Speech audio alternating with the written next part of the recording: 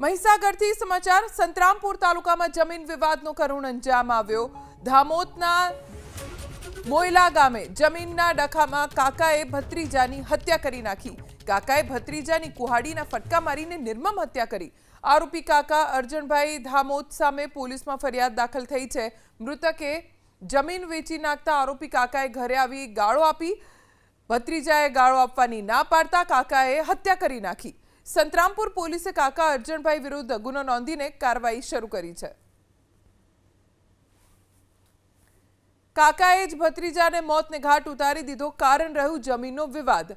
મૃતકે જમીન વેચી નાખી, જેના કારણે કાકાએ મૃતકના ઘરે આવીને ગાળો બોલ્યા। ભત્રીજાએ ગાળો બોલવાની ના પાડી। કાકાને ગુસ્સો આવ્યો અને તેમણે ભત્રીજાની હત્યા કરી નાખી। સંતરામપુર પોલીસે હાલ તો કાકા અર્જણભાઈ સામે ગુનો નોંધીને કાયદેસરની કાર્યવાહી શરૂ કરી છે।